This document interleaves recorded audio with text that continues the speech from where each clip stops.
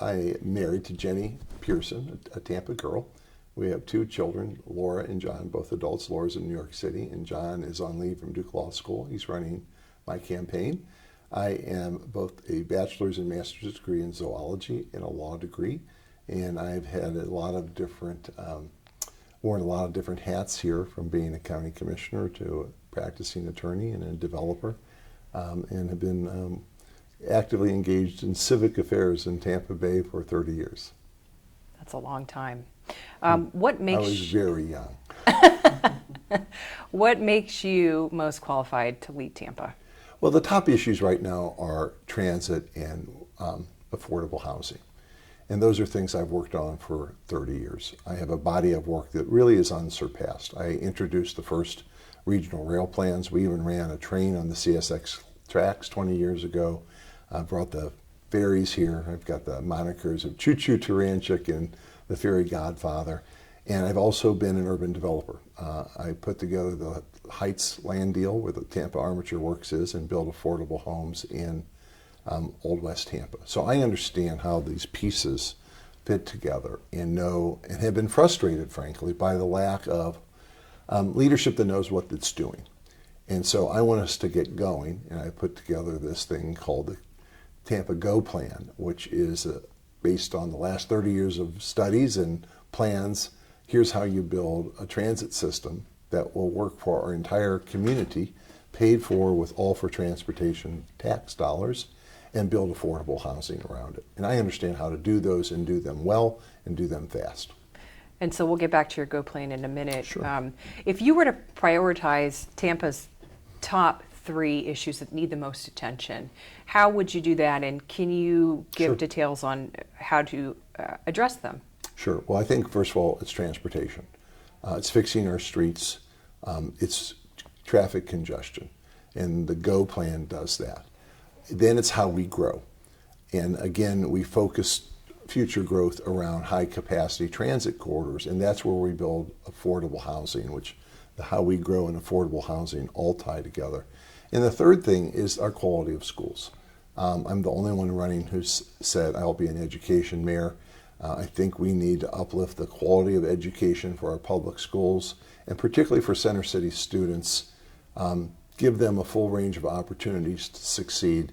And that's Tammy Schamberger, who's the head of the school board, has endorsed me. It's called wraparound issues. It's early childhood education. It's the things that happen before and after you go to school.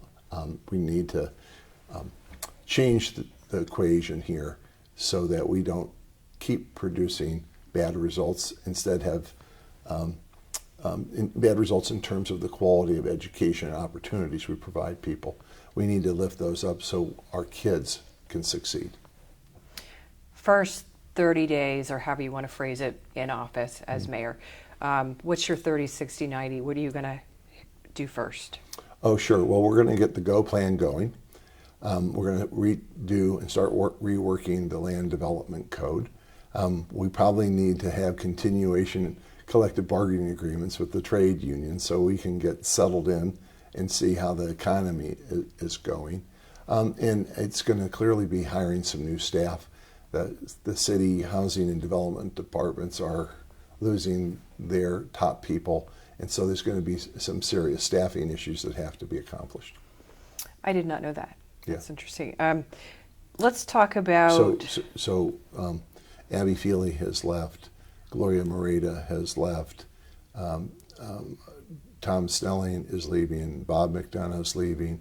So you have a lot of loss of a lot of institutional knowledge that you can't exactly put development on hold. So replacing those people, those positions, is going to be a pretty high priority. Very good.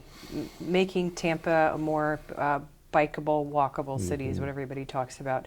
How do we ensure that pedestrians and bicyclists are safe? Well, I want to build a complete transportation system, and that's what the Go Plan is. It's 44 miles of congestion-proof, dedicated rights-of-way for transit that doesn't get stuck in traffic, as well as bicyclists. And I understand that some bike areas have to be in the street. It's better for them to be in a dedicated corridor.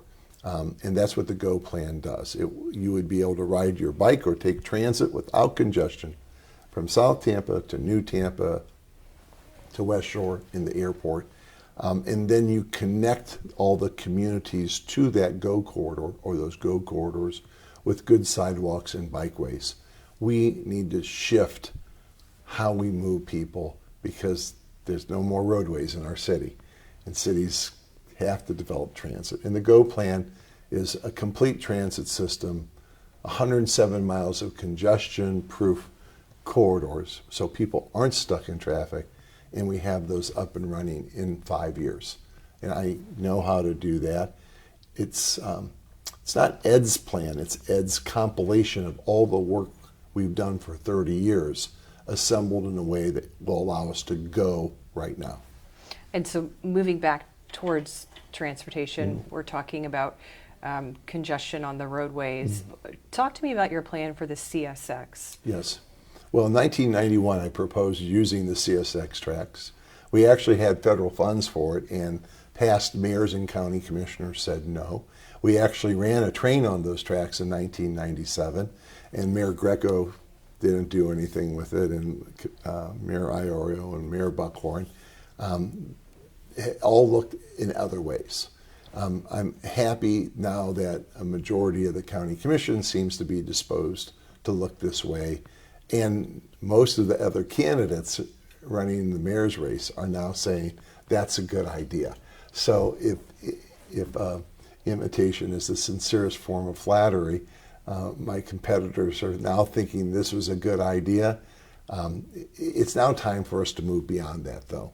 I want to use the CSX tracks from South Tampa through downtown to USF to run modern European trains on there and create a greenway and bikeway and do stormwater retention. On other corridors, like from downtown to West Shore or up through the Heights, I want to use new generation autonomous trams. They look like a train, act like a bus, and carry people like a light rail vehicle. So we should be at the cutting edge of mobility and transit technology to get us around traffic, and so we can just go. And that's the point. Transit, if buses or whatever stuck in traffic, people won't use it. The reason it's called the GO plan is to create these congestion-proof corridors so that you don't get stuck in traffic. And when that happens, you'll use it. And when people use it, then the marketplace and developers want to build around it. And when they say they want to build around it, we'll say yes, but we're going to require you to build workforce and affordable housing. So the GO plan and housing come together like this to complete a complete system for our future. And affordable housing is really another issue everyone's talking about. Yes. Does Tampa have a unique problem? How are we different from other cities, and how do you tackle affordable housing here? Well, affordable housing is a problem all across America.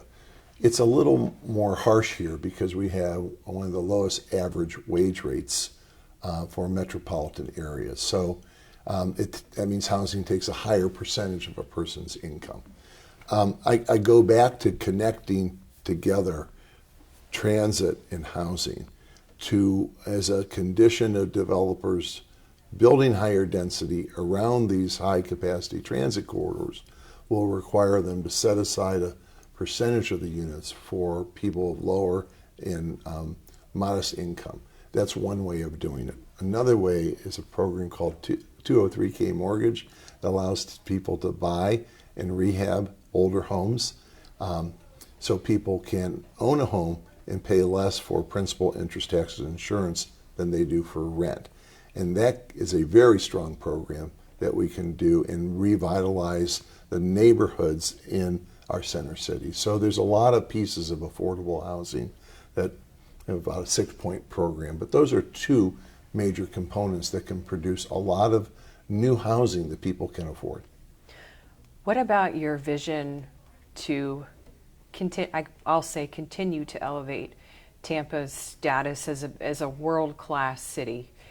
We know we hosted the Super Bowl and the RNC and many events that put us there. How do we continue that momentum?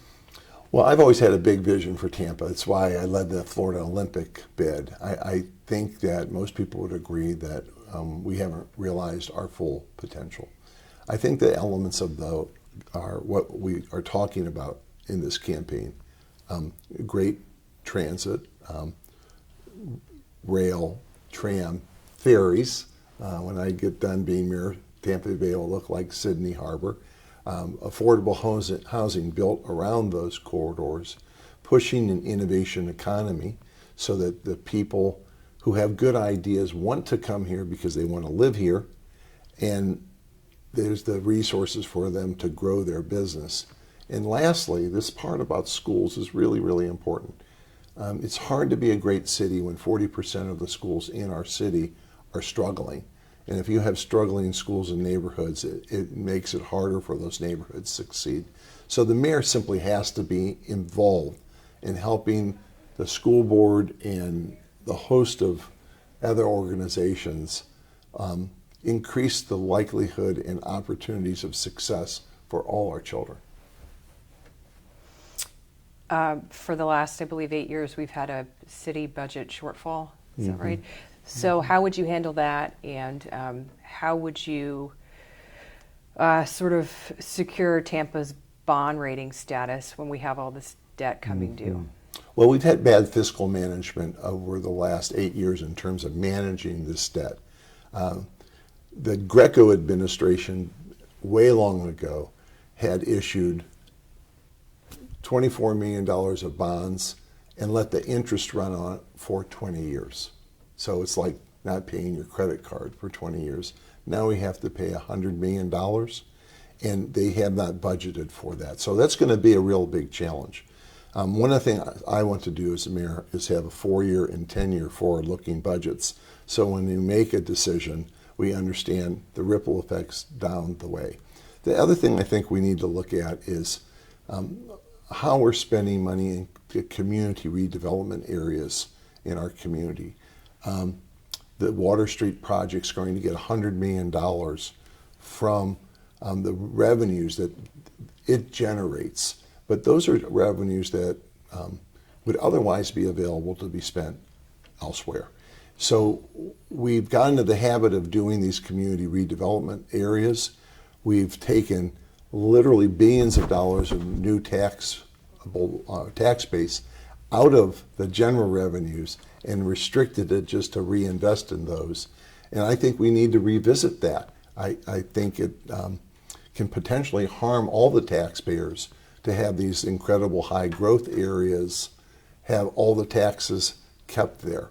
So it's not that we shouldn't invest in those, but we need to be very careful about thinking about taking such a high percentage of our high growth areas out of general revenues. And I think that's part of the solution going forward.